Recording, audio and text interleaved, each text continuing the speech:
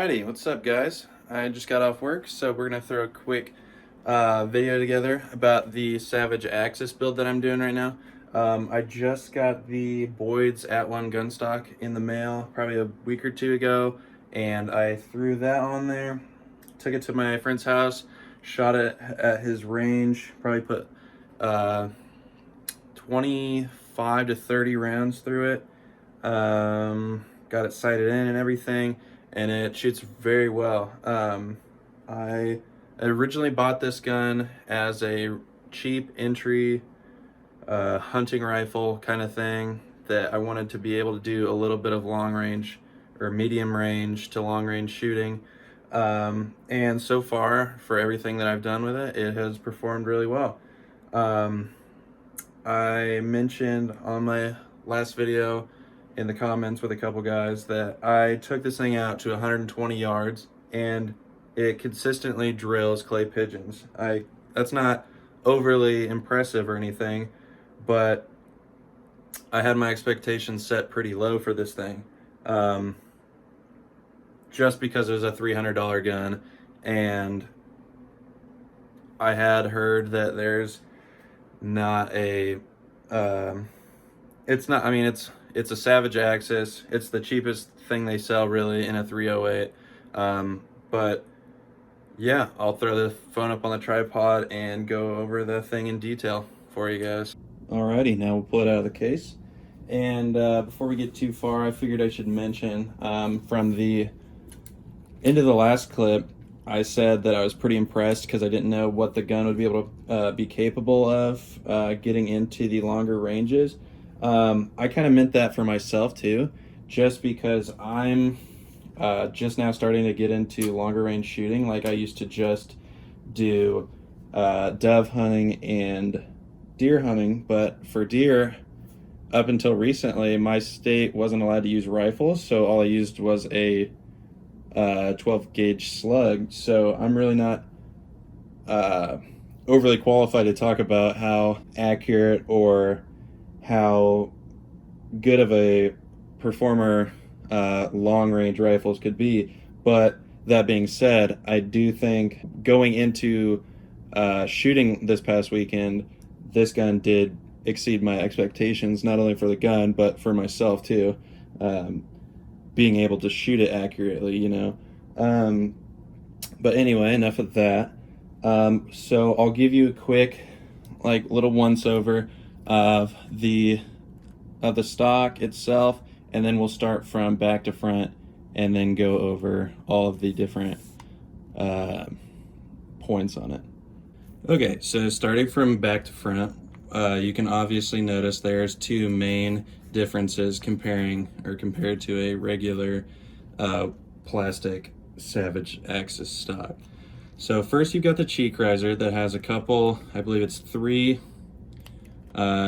heights. There's the first one, second, and then the tallest one right here. So it gives you about up to 1 inch of extra height. If you've got a higher set scope, or maybe you have to use high level rings on your scope, something like that. But personally I use the middle height because I am a bigger guy. I'm 6'5", so the cheek riser is not really the main issue for me. But what I do like is that the length of pull on the back side is very customizable, and you get a lot of extra size, if you can't tell, or a lot of extra length, up to about 2 to 3 inches. Gives you a better angle on that. But the back is very cushioned compared to the steel right here. I usually use it about probably 1 inch to 1.25 inches on my length of pull, and I'll throw a video up there on how that fits me right now, being a little bit taller.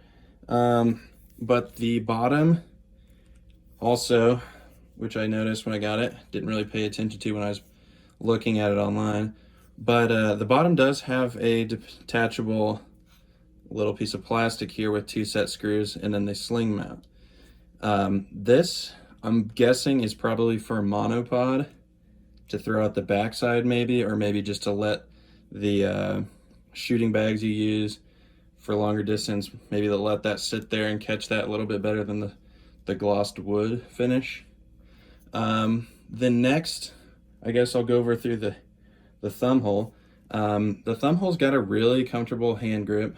It does keep the same natural, let's see, it does keep the same natural feel of the original Savage stock up here, but it does come down and open up and get a few different engravings, if you can see through the glare on that one. And I think it gives a really personal, or a real comfortable grip on it for you. Here's the, let's see, here's the safety. It's still got a red dot on the top, just like the old Axis stocks. This I don't really have any problems with, but a little farther down, you can kind of see in the bolt area here, it does have a little bit of rough edges, which I've kind of gone through and found and sanded down, just to make it run a little smoother and not catch on anything. Like right there, you can see a little bit of the wood that they use. That's kind of sticking out and catching a little bit. Overall, it is a huge difference in the stock compared to the original plastic one. Like this one feels a lot more sturdy, obviously because it's wood, but it also feels bigger. That was my main issue with the original stock that came with this. It just felt tiny. Like I went and held it in person at a gun store when I was just looking around, and I asked him like for the 308s and everything, and I was shocked because I thought he might have like handed me like a 22 or something. Like I was like, are you sure this is a 308? Because it just felt tiny. This one, I'll have a side-by-side of the gun overall, like comparing the stocks and everything right now. But overall, this thing felt so much more like a real rifle should, in my opinion. Like if you're gonna be shooting long range, or if you're gonna be trying to take bigger game like deer and anything higher than that, like I wouldn't want to use an entry-level tiny gun like that. Like it wouldn't feel right. But I think this kind of puts your mind at ease because of how much sturdier it is. But going back to the stock now, I had a huge problem getting my magazine to fit in the gun when I first got it. Now it's not so bad because just the way they machined the wood out of it, you can tell that it's not real wood, which I'm not upset about or anything. But it has to be machined out, and you can see the layers and everything that they use. So I think what happened when I got the gun is I would go to put it in like that, and it would go in, obviously, come down, and it wouldn't click like that though. The little plastic here would be still stuck back like that, and I was kind of like forcing it in there, seeing like what the issue was. I really wasn't sure, but then I did some reading, and it was really, really unnoticeable to me. Like I looked around in it in the well when I got it and was having the issues, but it's the little fibers right here that I had to saw out and sand down for the gun to be able to fit, or for the magazine to fit in there properly. But now it fits no problem, and I mean I love the thing. I've already gotten tons of compliments on it when I took it to the range and both my friend's house as well, which, hey man, that's half the battle, like having a cool looking gun, you know.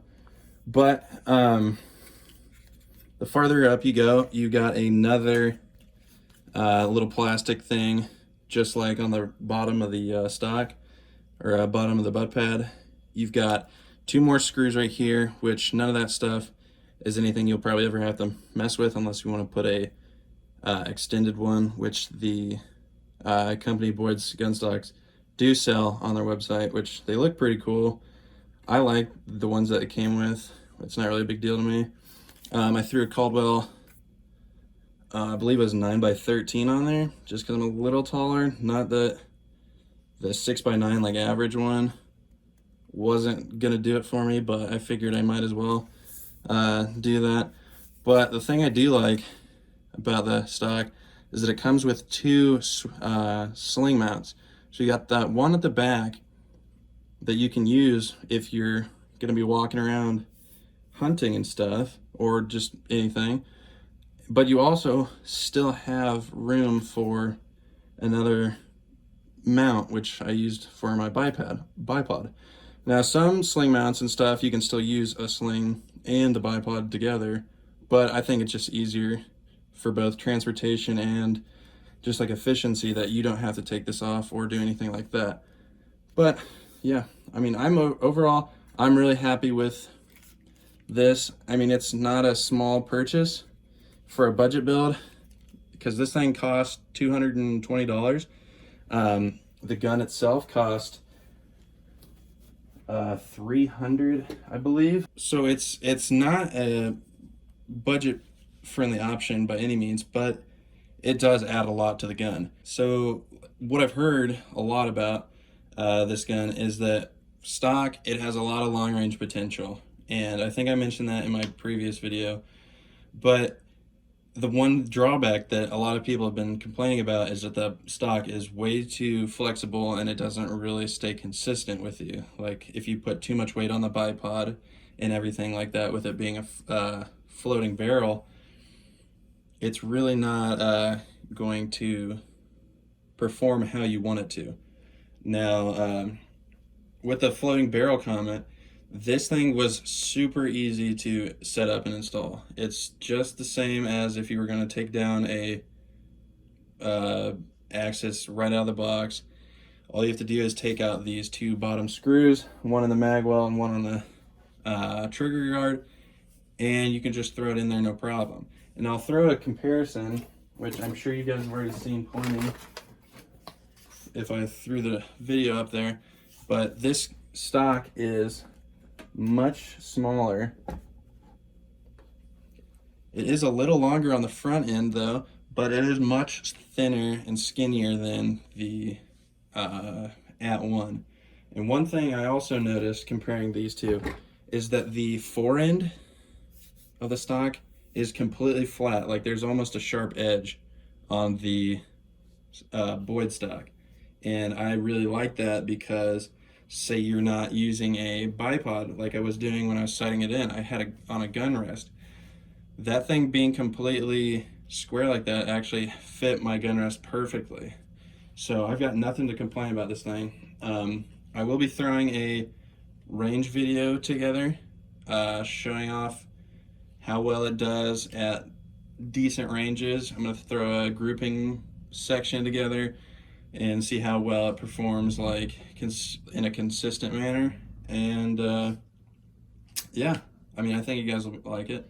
But yeah, thanks for watching. If you guys have any questions, let me know in the comments. I'll try and get back to them really fast for you guys. But overall, I'm really happy with this stock, and I think it adds a lot to it.